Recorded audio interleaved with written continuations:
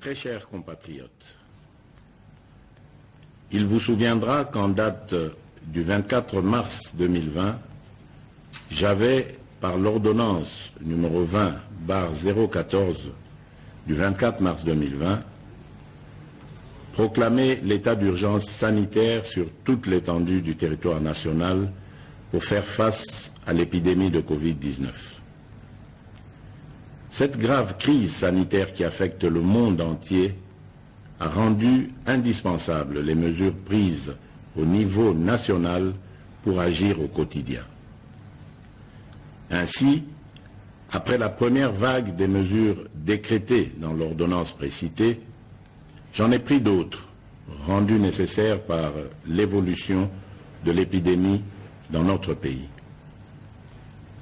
De manière générale, toutes ces mesures associées à la bravoure des équipes impliquées dans la riposte multisectorielle ont permis de ralentir la progression de l'épidémie à Kinshasa et de freiner son expansion dans toutes les provinces.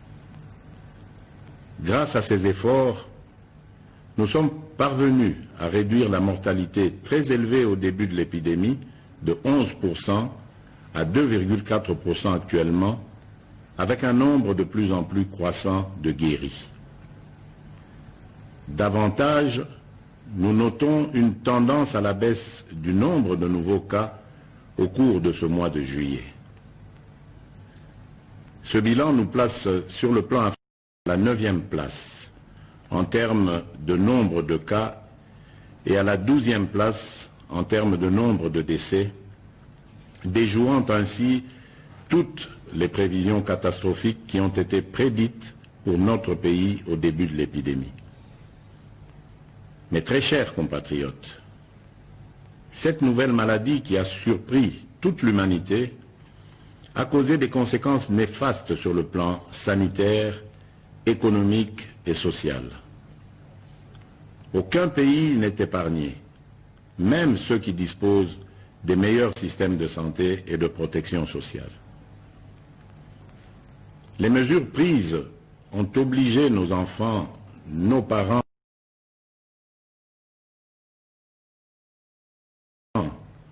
agents publics et ceux du secteur privé à rester confinés chez eux. Elles ont impacté et continuent d'impacter sur le fonctionnement des institutions de la République, sur les entreprises publiques et privées, ainsi que sur les relations bi- et multilatérales. Les leçons et expériences de 4 mois de lutte nous ont appris que nous devons vivre sans peur ni stigmatisation. Nous devons ainsi adapter nos stratégies de lutte et de prévention contre ce fléau en tenant compte de cette évidence. Face à cette réalité, un consensus s'est dégagé entre le Parlement, le gouvernement et la société civile, ainsi que le secteur privé et les partenaires techniques de sortir de l'état de lutte contre la Covid-19 à travers des mesures sanitaires, administratives et de police non dérogatoires aux libertés individuelles et collectives. Mes très chers compatriotes, aujourd'hui, 21 juillet 2020, à minuit, prend fin l'état d'urgence proclamé pour faire face à l'épidémie de Covid-19 en date du 24 mars 2020 et renouvelé à 6 reprises. Les mesures y relatives cessent d'avoir effet. Cependant, il doit être clairement entendu que la fin de l'état d'urgence ne veut pas dire la fin de l'épidémie de Covid-19 dans notre pays. Par contre, c'est l'indication pour toute notre nation de revenir progressivement à une tout en respectant les gestes barrières et d'autres mesures y relatives. Il est donc question de faire l'équilibre entre notre santé physique, celle de notre économie et la stabilité de notre société. La fin de l'état d'urgence implique le retour progressif à la vie normale en respectant un certain nombre de préalables par rapport aux mesures sanitaires qui seront de stricte observation et à la reprise des activités en fonction des secteurs concernés et suivant les dispositifs mis en place par les autorités compétentes. Mes très chers compatriotes, ces préalables comprendront l'engagement des responsables à faire respecter les mesures spécifiques prises par le gouvernement, le renforcement de la sensibilisation et de la communication sur la maladie et sa prévention, ainsi que l'implication des différents acteurs engagés dans la lutte contre la Covid-19 à tous les niveaux. Quant aux mesures qui doivent accompagner le retour progressif à la vie normale, j'instruis ce qui suit.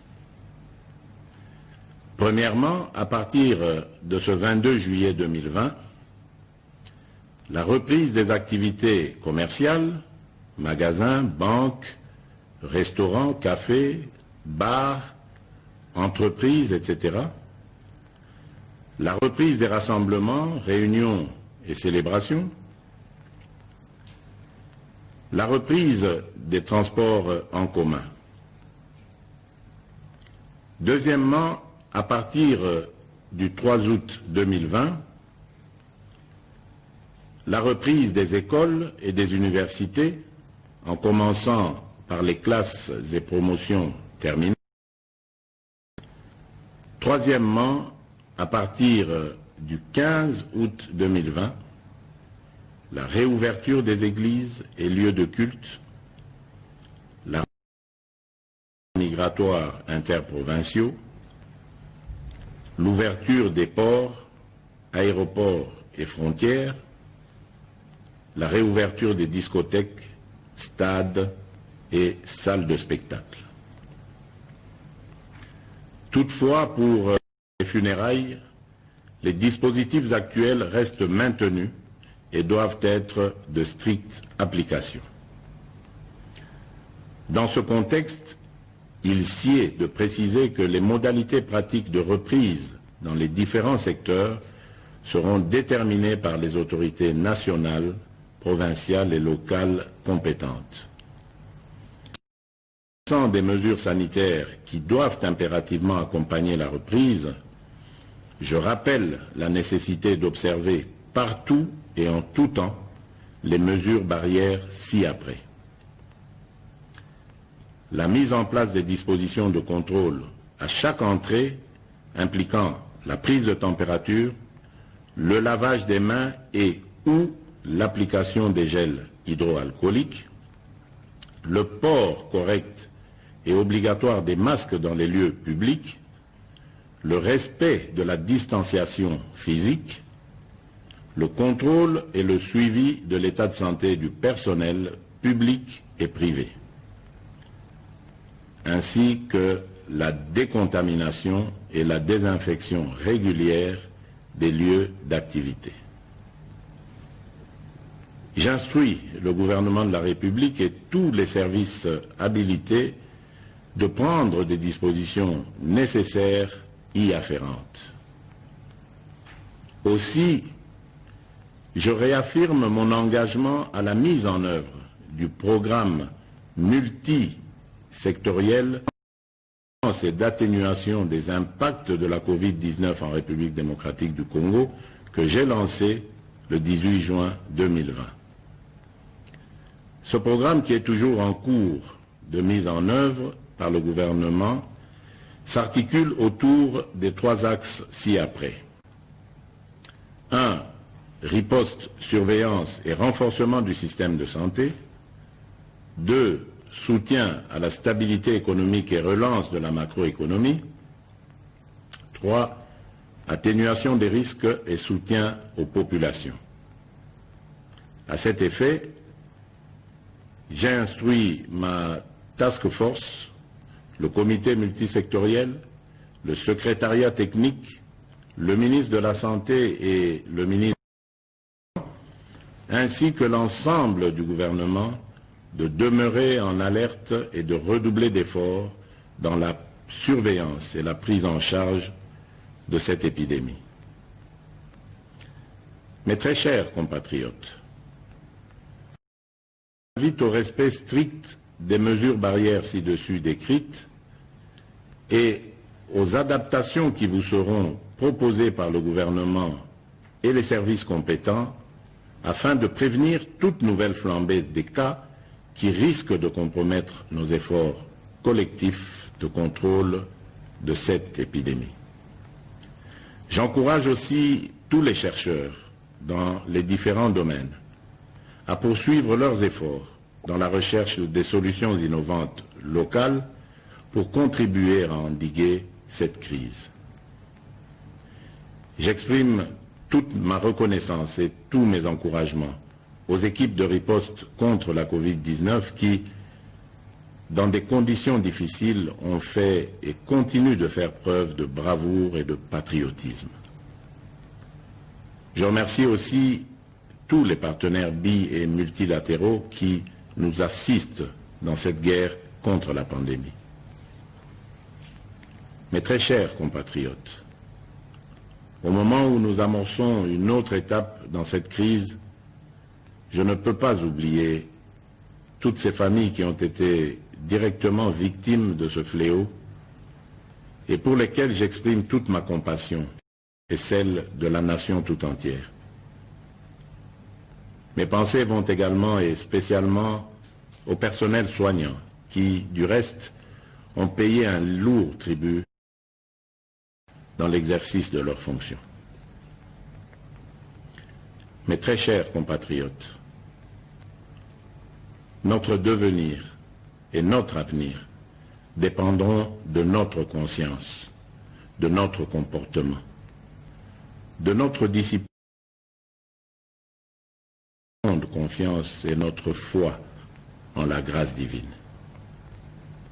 Que Dieu bénisse la République démocratique du Congo. Je vous remercie.